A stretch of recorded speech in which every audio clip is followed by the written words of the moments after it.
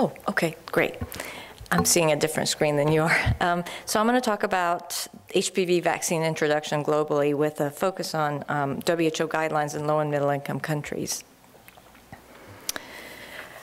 Just a quick review. I think you've heard a lot of this morning, but HPV refers to a large family of viruses that are genetically distinct but related, and there are over 40 HPV types that infect the genital tract, and these HPV types are very common sexually transmitted infections.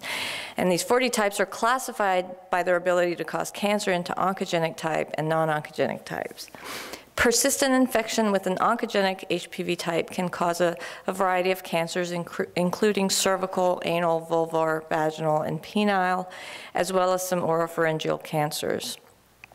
There are at least 13 known oncogenic types, but the majority of cancers are associated with two types, HPV 16 and 18. And of the HPV-associated cancers, cervical cancer is by far the most common. It's in fact the third most common cancer in women worldwide. There's an estimated 500,000 women that are newly diagnosed with cervical cancer each year, and about 250,000 women who die of the disease annually.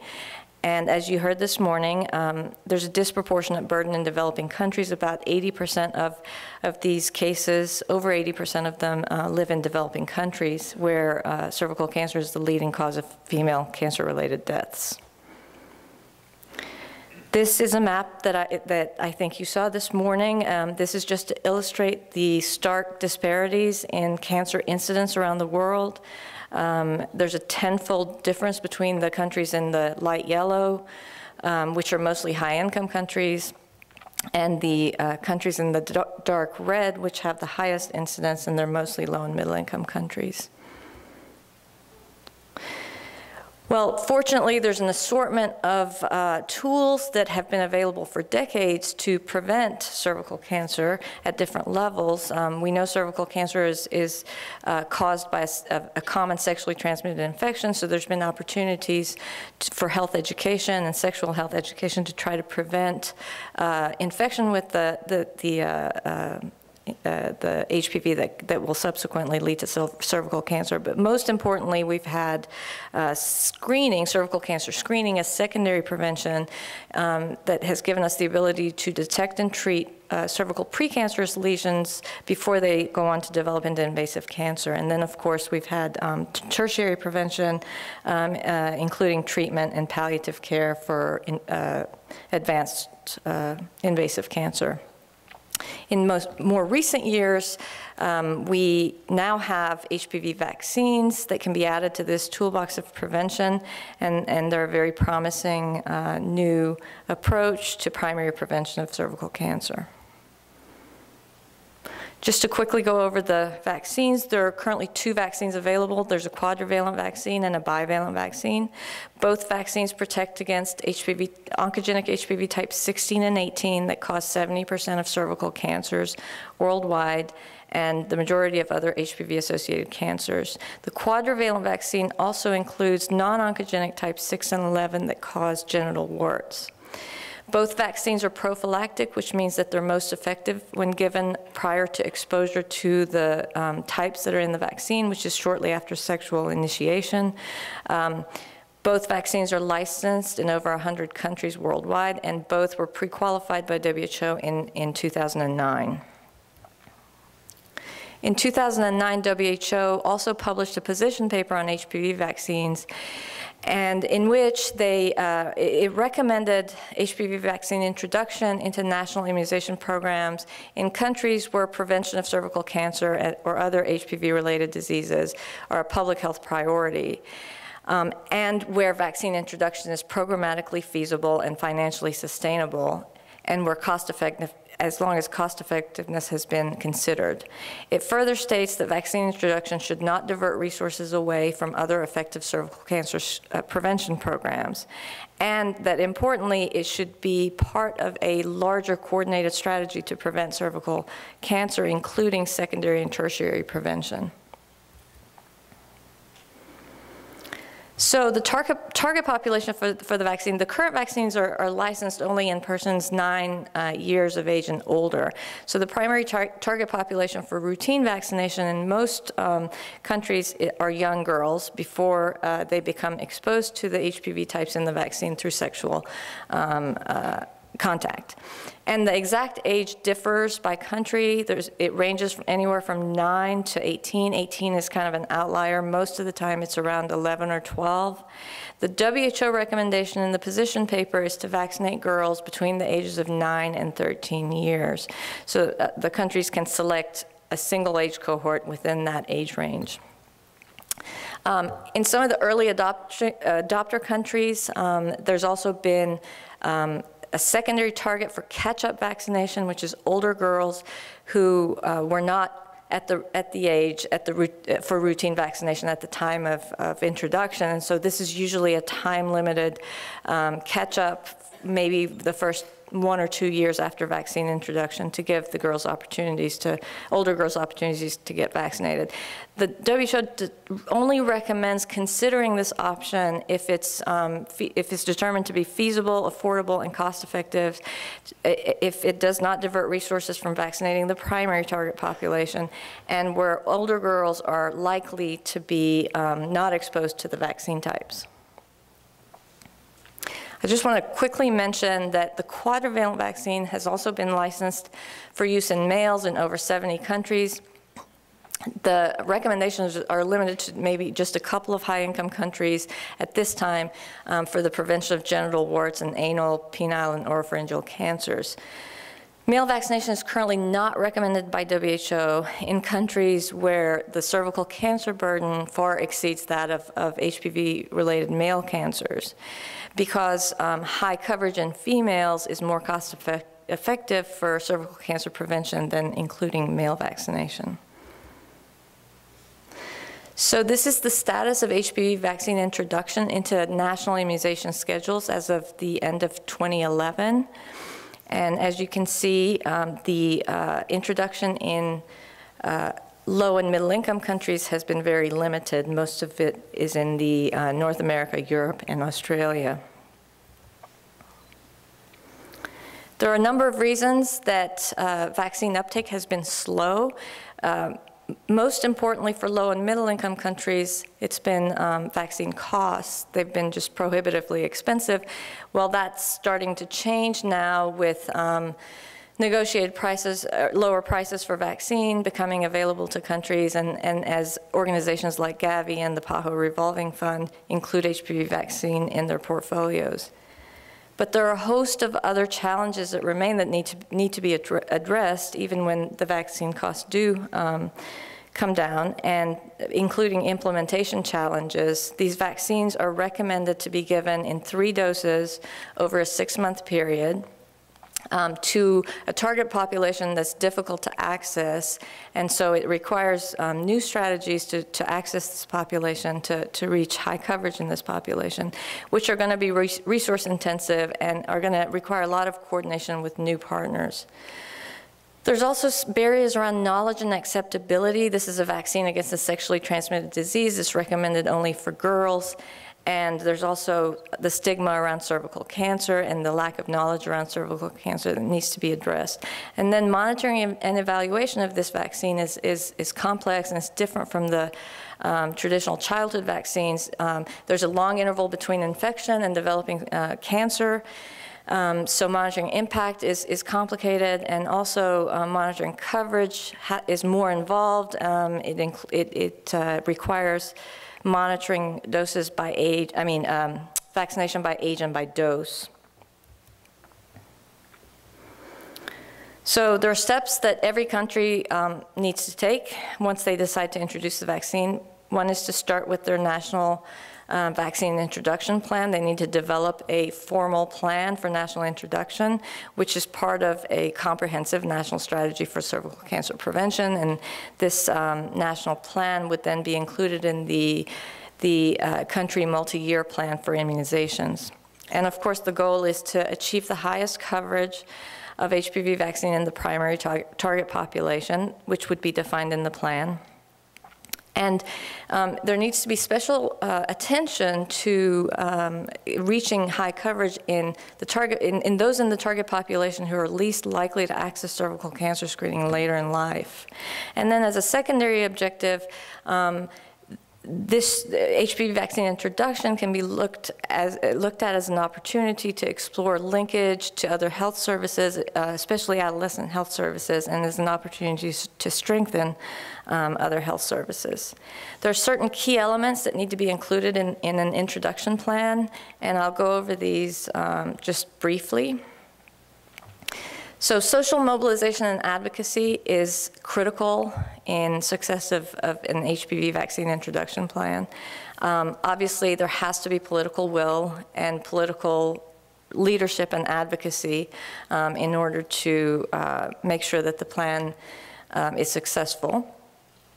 But there's also a need to educate and communicate the community and make sure that the community is aware of cervical cancer and there's high acceptability in the community. So the education and communication messages need to be targeted to increasing knowledge of cervical cancer and importantly to addressing rumors and myths around vaccine safety, which is something that has been experienced in a lot of countries that have introduced the vaccine. So delivery strategies, as I said, this is a different target population of adolescent girls, and so there need to be delivery strategies in place that reach the highest coverage in this target population, but at the same time that are affordable, acceptable, and sustainable. So there have been a host of strategies that have been tried in demonstration projects as well as in national introduction. Some of them are traditional to immunization programs, including facility-based vaccination, as well as campaign and outreach vaccination. But there's also a new delivery strategy, which is school-based, which has been tried specifically to reach this target population. Most of the time, what ends up happening is there's a need for a combination of different strategies. So a commitment to capacity and resources is required for introducing any new vaccines, but as we just discussed, there are unique challenges to HPV vaccine introduction that need to be considered. And so what's recommended is to use a phased approach, starting with the small demonstration projects to develop and to pilot the introduction plan and then modify them as necessary and then scale up to the national level. Now, again, HPV vaccine is part of a comprehensive cervical cancer prevention strategy, and so new partnerships are really key. Partnerships with across programs that are not typically involved in immunizations. It can be used as an opportunity to integrate and to strengthen other health services, including adolescent health, in particular to improve primary care, but also to improve reproductive and women's health. And it involves coordination, at least with several different programs in the Ministry of Health, including immunization, cancer, adolescent health, and reproductive health, but also, especially where a school-based delivery strategy is used, coordination with the Ministry of Education and at the local level with school officials and teachers is really important. Monitoring and evaluation, this is something that is recommended whenever a new vaccine is introduced and for all vaccines. And the three components are monitoring coverage in order to evaluate vaccination program and delivery strategy, but also to monitor coverage and trends in the target population. And for HPV vaccine, there was at a meeting, a WHO meeting on HPV vaccine monitoring, it was agreed that a good summary indicator for HPV vaccine coverage is the proportion of girls who receive the 3 doses of vaccine by age 15 years. And so in order to calculate this, we need coverage by dose and by age. Monitoring safety is another component of monitoring evaluation. As with any other vaccine, there needs to be surveillance in place for reporting adverse events following immunizations. But specifically for HPV vaccine, there needs to be good risk communication strategies in place in anticipation of rumors around vaccine safety. Impact is really complex related to HPV vaccine. At the same meeting, the WHO meeting in November of 2009, it was agreed that disease monitoring should not be a precondition or requirement for HPV vaccine introduction. It was agreed also that establishing or improving cancer registries is recommended not just for monitoring vaccine impact, but also for monitoring cervical cancer screening programs. And also acknowledged that for short-term impact monitoring, HPV prevalence can be monitored in young women, potentially as an early indicator, but it does require significant resources and should really only be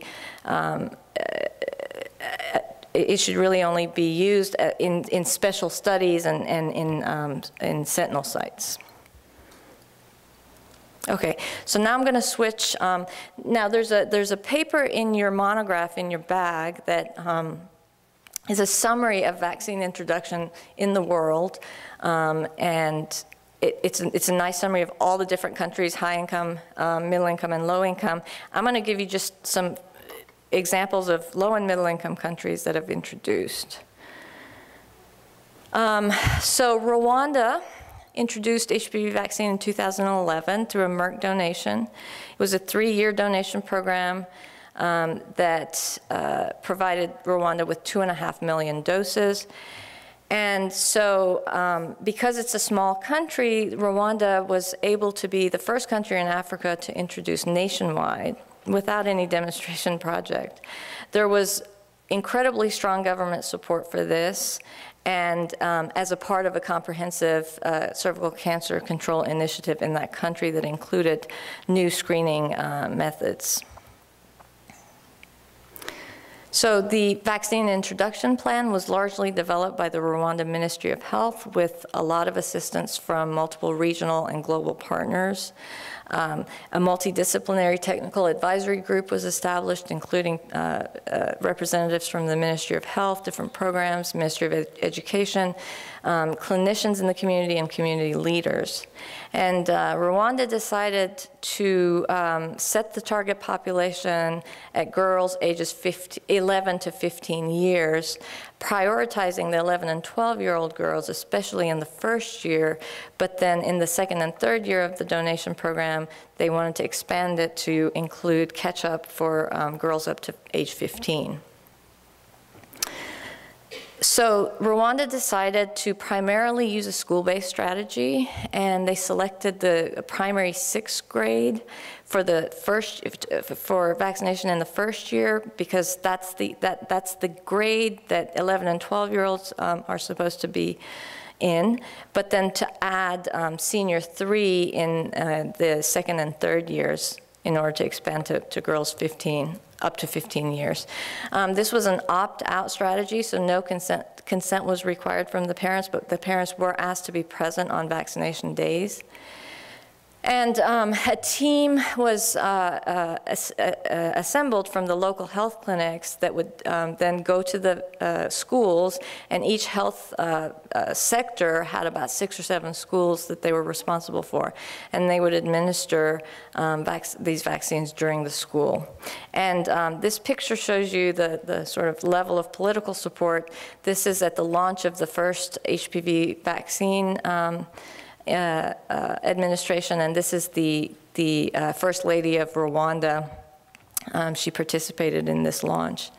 Rwanda expected very high attendance in girls in primary 6, over 90%, but they did arrange for those who are absent from school on the day of the vaccination and those who are out of school to be followed up by community health workers and then taken over to the local health clinics to be vaccinated.